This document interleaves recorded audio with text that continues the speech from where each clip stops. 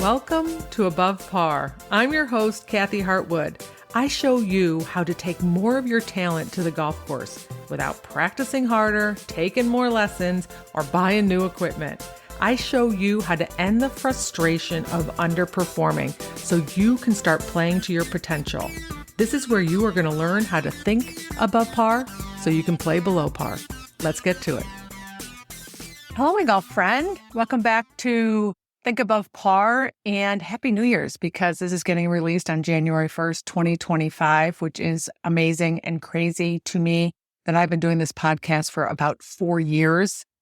But as we go into 2025, what happens a lot of times is that we make New Year's resolutions. Now, I'm not a big fan of New Year's resolutions at all. I've done them.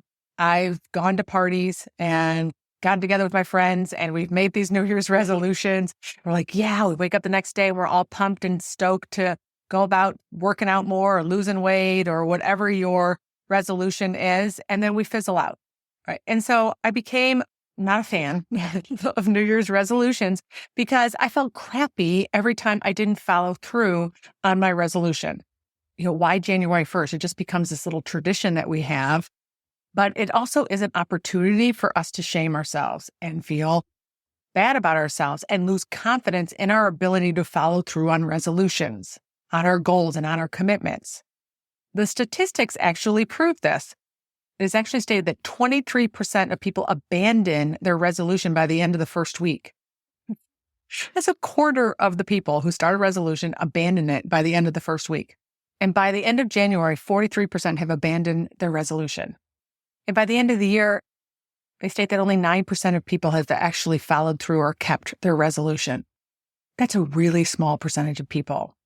That means that 91% of those people probably are feeling pretty crappy about themselves that they didn't follow through on a commitment they made. And what happens is we end up feeling like a failure, right? We don't follow through on our commitment. We feel like a failure. We instill this belief that I don't keep my word to myself, right? Which helps build confidence. When we can make a decision and keep our word to ourselves, we build confidence in ourselves. We build certainty. So I'm not opposed to creating goals and setting goals and shifting habits and deciding you want to quit smoking or that you want to lose weight or you want to go to the gym more. Absolutely, 100%. I love all of that. But often when we set a resolution, when we're deciding on something after we've had a couple drinks on New Year's Eve, that this is what I'm going to do starting tomorrow, right? After this next bottle of champagne, right?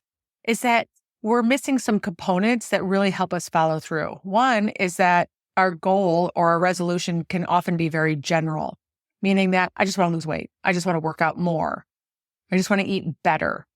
Right? It's very vague. There's just not a lot of substance to it as in specifics and a timeline. The other thing is missing is it's why. Why do you want to do it? Right? You really got to attach to your why when you're setting a resolution. And a lot of times we don't do that when we're picking one on January 1st, hungover or tired, or shaming ourselves because of the way we took care of ourselves during the holidays. We also are missing a plan. We don't have a plan. We just set this resolution. Now I don't have a plan. What am I going to do? And we also could use some accountability in the process. That's really helpful for us following through on a lot of our goals. So if you set a goal, I'm all for that. I want to make sure that if you're going about doing it on New Year's and it has to be a personal goal, that just check in and make sure that you have a good why, they have a plan, right, that it's very specific, and get some accountability. I want you to be one of those 9% that finish the resolution at the end of the year. Okay, but today what I really want to talk about is creating a golf resolution. And I want you to think of it more as a golf habit. And we're going to do it in the sense of mental. Now, you can do it relative to your golf game too, but I'm going to talk about some mental golf habits that you can start and decide that you're going to create right now or break right now.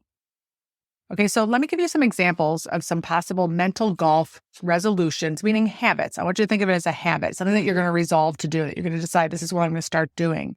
I'm going to start building up this habit right now so that by the time tournament season kicks in, or my season, if you're not in one of the warmer climates, starts, that you're ready to roll. You're not waiting until March or April to start working on this.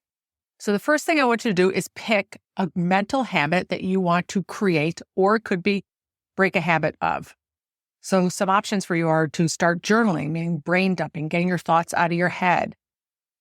Take a look at really what's going on. You might decide to set daily intentions, which helps you focus your brain on what you want to look for and work on. You could decide to do STEARs on the daily, which is my method of helping you with self-awareness and deciding how to think intentionally. You deciding to make that a habit and build up that skill. You could practice meditation, which is going to help you quiet your mind, and so many other things. Tons of different resources online that you can find about meditation. You could practice making decisions on a daily basis and following through on them. That's one of the things that I have in my journal, which I'm going to share with you about a little bit later, is there's a whole decision tracker in there to get in the habit of making decisions and following through so that you can build up that confidence versus making a decision to pick a New Year's resolution that didn't really have any substance to it and not following through. That breaks our confidence. That dampens our confidence. You could decide that you're going to practice processing emotions starting today, 60 to 90 seconds, so that when you're ready to go play golf or when you take that skill onto the golf course, you can do it quickly, like golf demands. You don't have 10 minutes. You just sit there and go, hang on a second. I'm just going to be over here processing my anger. I'll get back with you when I'm ready and I'm calm and certain and confident to hit that next shot. Nope. You get a slow play penalty. You can decide you want to tap into how you're feeling on the regular. Some people are very detached from how they're feeling. Being able to tap into and manage your emotions on the golf course is a skill. Right? You could set a mental golf resolution that I'm going to practice just asking myself maybe 3 times a day, put it into your phone as a reminder, like, how am I feeling right now? What emotion am I feeling right now? It doesn't matter what it is. Just tap into it and identify it and name it and get in the habit of doing that. It's an amazing mental skill to have. You could practice making more people neutral before you hit the golf season. If people bug you, and I promise you, for everybody who plays golf, people bug them. Certain people bug certain people. Right? We run into all kinds of different personalities on the golf course. And it's one of those things that they can interfere with, they being those people, can interfere with your ability to play your best golf because they get in your head, they irritate you, they bug you, you can't stop thinking about them, or you're people pleasing even. So you could practice when you run into some challenging people for you before you head into the season, making them neither good nor bad. They're just humans doing their thing, and practice making them neutral. Okay, so pick a mental golf resolution that you can start today. This is a habit, a mental golf habit that you want to start today. And then I want to ask yourself, what will you get out of that? Like, if you decide you're going to start journaling on the regular, dumping your brain out, just seeing what's in there. It doesn't have to be golf related, just anything, just getting in the habit of being really aware, self-aware of what you're thinking. What are you going to get out of that? If you're going to decide that you're going to start processing your emotions, what are you going to get out of that? How is that going to serve you? How is that going to help you off of the golf course? How is that going to benefit you? And how is that going to benefit you on the golf course? Right? Practicing meditation. What are you going to get out of that? Maybe you'll get a better sense of calm. You'll find a little bit more peace. Processing emotions, you might be able to regulate your emotions better, right? So why do you want to do that? That's the question you want to ask. You've got to have a good why, right? So if I'm deciding I'm going to create the habit of making decisions and having my own back on a daily basis, they don't have to be huge decisions. They're just something that I'm going to plan on doing. I'm going to make myself follow through, and I'm going to have my own back if something happens and it didn't turn out or I didn't do it. What is that going to do for you, right? That's going to build up your confidence. And why is that going to matter? Because you're going to feel so much better about yourself, and you're going to present yourself so much better. You're going to carry yourself so much better when you're on the golf course. And those are going to impact your results for sure. That emotion of confidence is an amazing emotion to have. And I'm not talking about confidence in your ability to get out of a bunker or hit a long bunker shot. I'm talking about your confidence in yourself that you get to carry with you all the time, right? If you decide you're going to make more people neutral, what are you going to get out of that? Well, it's probably going to lead to less irritation, right? You'll have a better sense of calm, right? And how's that going to impact you on the golf course? Well, those people aren't going to affect your score. You're not going to be at the effect of other people. Right? You're going to feel like you're so much more in control on the golf course.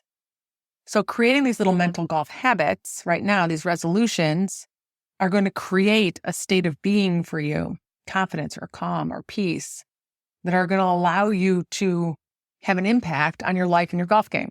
That's where you tap into your why. If it's meaningful enough for you, if that's important enough for you, then yes, then follow through. If you're like, I really don't care if I make people neutral, right, that's not a big deal to me, then pick something else. But I want you to see how that's going to impact your life and your golf game so you can tap into that why. Now, your score and your results and your experience on the golf course are going to be a byproduct of that, right? If you have confidence and you are calm more often on the golf course, or if you are making people more neutral so that you can play more consistently, there is no way that your score will not positively be impacted by that. So you could say, Kathy, I want to pick a goal of lowering my handicap by 5 shots, 5 strokes. Great. How are we going to go about doing it? You got to come up with the steps to do it. If you said, I want to just shoot a number, I want to shoot 79, I want to break 80 for the first time ever, I would say, no, you don't. You want to be a person who can break 80. You want to be a person who shoots in the 70s. What does that person need to do? Well, that person maybe has some mechanical things that they want to do in their swing, but they also have to not let people bug them so much. They have to be able to process their emotions better. They have to do all these things from this mental golf list of resolutions and habits that I listed to be able to create that result. So your golf results are going to be a beautiful, positive byproduct of you going through these mental golf habits and resolutions. And the last thing you want to do is track it. Whether you create a habit tracker, you can download one online easily. I have a decision tracker in my journal, which is available on Amazon right now. I'll make sure I have a link in the show notes for you to click on it. And it goes through the steps. It's a mental golf journal that you can go through where you can do some journaling in there. You can practice your STEARs. There's also a place to practice some gratitude, which is so important for your brain. Shifting beliefs. You have a whole place for you to start shifting some beliefs in there. And then also a decision and a decision tracker in there. So it is a great place for you to start creating mental golf habits. If you go through and use this journal on the daily, I promise you, you will shift the way that you look at yourself, how you feel. Your confidence will go up. Your certainty will go up. You'll discover ways that you're stuck or getting in your own way. You're going to reduce the number of times that you self-sabotage, right? Because you're becoming so much more self-aware and you're building some habits. You're building mental golf habits that are going to serve you on and off the golf course. So as you go into 2025, if you create a New Year's resolution, great. I want you to be one of those 9% that follow through. Make sure you have a plan and a why and some accountability, and it's very specific. But I also want you to create some mental golf resolutions for yourself that you can start right now and think of them as breaking habits or building habits. And when I talk about breaking habits, that could be just you allowing yourself to be angry for too many holes. And you're going to break that habit by learning how to process emotions. That is something that you can do today, even if there's snow on the ground and you can't play golf. You can start building your mental golf skills with creating some resolutions and picking one thing that you are going to create a habit of today that is going to serve you as you move forward in the golf season. All right, my friends, I hope you have an amazing 2025. Thank you for being here. Thank you for listening. And I look forward to supporting you this year. And one of the ways I want to do that is to encourage you to go through the process of learning how to master your golf brain. I'd love to see you join me in my academy where I can coach you and at a bare minimum, download my book, my workbook, or my journal all on Amazon to help support you in building those mental golf skills. All right, my friend, have a beautiful week, and I'll talk to you next Wednesday. Bye.